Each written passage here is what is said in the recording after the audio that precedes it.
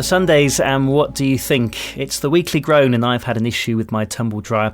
I put a load of washing in there and left it to do its thing. It was working fine when I left it, but when I came back near the end of its cycle, I could tell there was a problem. I could hear the pump running, but the drum wasn't spinning.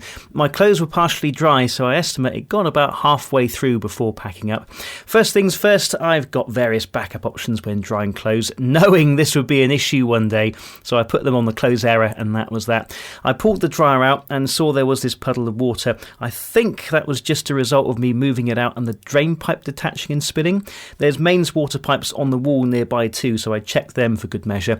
They weren't the issue, although one was very slightly weeping at the valve. This was already turning into several jobs rather than just one.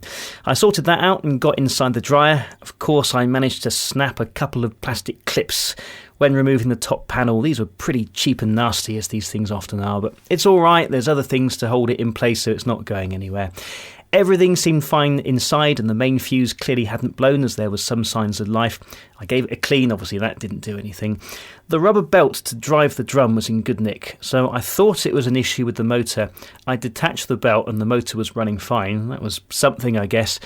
Now, to try and reattach this belt is so tricky due to the amount of tension involved. I tried loads of methods and eventually slacked off the motor and managed to do it.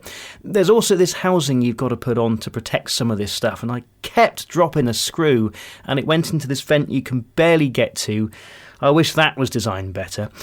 Looks then like it's the capacitor, and this sounds very similar to when I was trying to fix that cooker hood fan recently.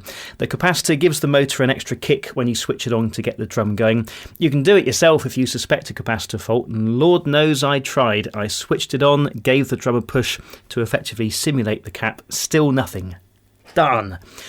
At this point, I'd like to thank Dave from the UK White Goods Forum, as I put a post on there asking for advice, and he said it's probably not a totally dud capacitor, but rather one that's short-circuiting. So I disconnected one wire from it, switched it on, pushed the drum, bingo. Yeah, indeed it was a short circuit. I bought a new capacitor for less than a tenner. And you know, on these things where you compare old and new, there's always these long serial or model numbers where the digits are mostly the same apart from a few. Well, that was the case here. You know, what can you do? I wasn't worried. It was the microfarads and voltage that needed to match, and the thing looked the same. The new one indeed fixed the problem. Another repair job complete. What's next?